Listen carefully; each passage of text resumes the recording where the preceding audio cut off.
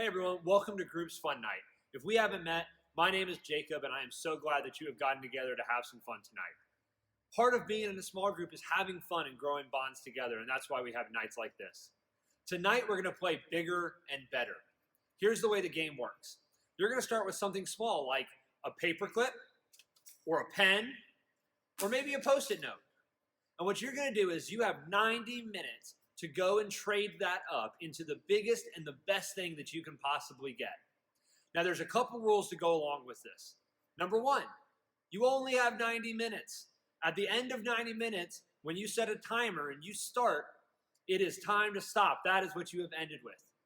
Number two, you can only trade things. Don't steal things from other people. If you're going around and somebody says, no, thank you, I don't want to be a part of it, then move on to the next person. Don't get angry. Don't yell at them or anything like that. Don't steal anything. The goal is to trade this up into the biggest and the best thing you can get. And the last rule for the night is if you ever get money, you can't buy anything. It goes back to rule number 2. We want to trade everything we have. Now, your group might choose to do this by going door to door and talking to neighbors about what you're doing and seeing what they're willing to trade for you. Maybe you'll go to somewhere public if you're feeling a little more extroverted, like Bridge Street, and you talk to people there and have conversations while you're trading it up there. Either way, whatever your group strategy is, remember, you have 90 minutes to trade into the biggest and the best thing that you can get. So go do it, set your timer for 90 minutes, and then come back here and watch the rest of this video for a small conversation and some questions to go along with it. Good luck. Hey everyone, welcome back from Bigger and Better. I hope that you had a ton of fun out there. I know the group that I was playing with had a lot of fun trading up things. It's ridiculous. I feel like I've seen stories of people that have traded up to get like houses or cars, or like not necessarily tonight, but just people who have played this game before. So I can't wait to see the ridiculous things that you ended up trading up for. One time I played this with some friends in college and we played for like 2 hours and ended up trading up to get a brand new Eno hammock. So maybe you guys kind of got close to that in 90 minutes. We'll see, and I'm excited to see and maybe even highlight some of the pictures on stage next Sunday.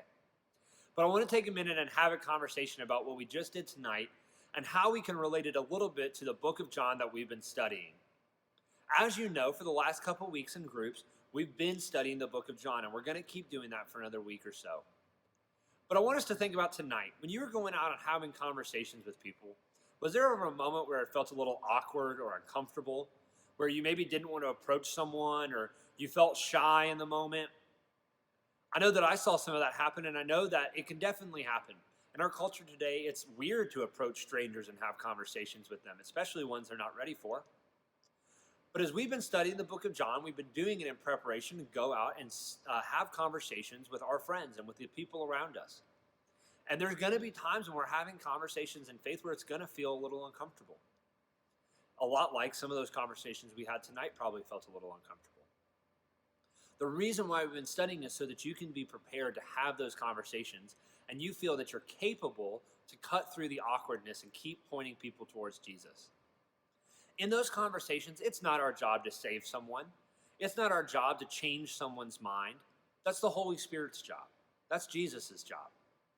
Our job is just to keep being a light, to keep shining the way that Jesus shined on earth, to set an example for those around us that someone who is truly following Jesus is looking a lot like them in real life, that they're loving everyone around them, that they're serving everyone around them, that they're living out an example of the life that Jesus would have lived when he was here on earth and how it might look today.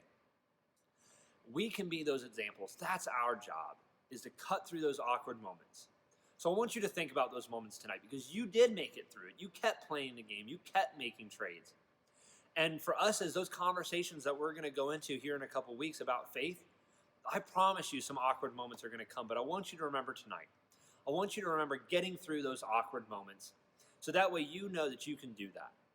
Because ultimately, while it isn't our job to save someone, while it isn't our job to change someone's mind, it's not our job to go beat somebody over the head with a Bible until they believe. It is our job to keep having conversations and keep being that example. And it can be a little uncomfortable sometimes. So that's what I want us to think about. Coming up on screen is going to be a couple questions. When the question comes up, just pause it, take some time to answer it in your group, and then go to the next question. There's going to be 3 of them for you to discuss, and then at the end of it, that's the video. you can go ahead and shut it off. Thanks for getting together tonight again, and I can't wait to see you on Sunday, and I can't wait to see some of those pictures from the night.